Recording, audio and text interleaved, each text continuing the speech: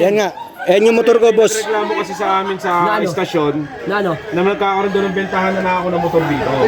Boss, sa akin yan. Ito, nasaan ang dokumento na ito? Sa akin yan. Sa akin yung motor na yan, kuya. Huling-huli ka. Oh, ano yan, oh? Oh. Binayaran to, bakit? Ano binayaran? Ano, kasama ka? Oh, hindi ka kasama. Ito Pera ko to eh, pera ko to eh. Oh. Hindi yan eh. Bakit? Anong binili ko to? Ikaw buyer. Nasaan ang dokumento? Ako bumili na ito eh. Nasaan ang dokumento?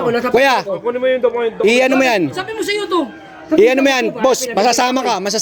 Anti-fencing law. Masasama ka. Bumibili ka ng mga nakaw. Akin yan, yo. 3 araw na nawawala yan, oh. Motor ko yan. Motor ko yan, kuya. Motor ko yan. Ayan, oh. Ano ginimotor to? Sa pinsa ko to. Ano sa pisang ko? Asan pisang mo? Ano ba? Anong nasa pisang mo? Motor ko yan. Oh, sir, hindi naman sa ganun. Bakit ba't yun ang kukuha ng... Kasama ka rito, boss. Ayusin mo yung Bumibili lang ako, pagsasalita mo. boss. Bumibili lang ako. Madadamay ka rito, boy. Madadamay ka. Ayun, oh. May hawak pa, sir, oh. May hawak, sir, oh. Pera ko to eh, pera ko. Kaya nga. Ay, Brad, ba't nyo kayo huli ng ganyang Brad? Nasaan ang dokumento nga? Motor ko nga yan, boss. Motor ko nga yan. Motor to, ito? Sa akin yan, eh.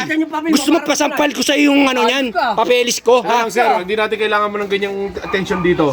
Dahil natin sa maayos na usapan to. Nasaan ang papel na ito? Nasa Titignan pinsa ko nga eh. Di, wala sa pisa mo. Nasaan? Pinabenta nga lang sa Ayan, oh. Tignan mo, boss, oh. Magbabayaran, oh.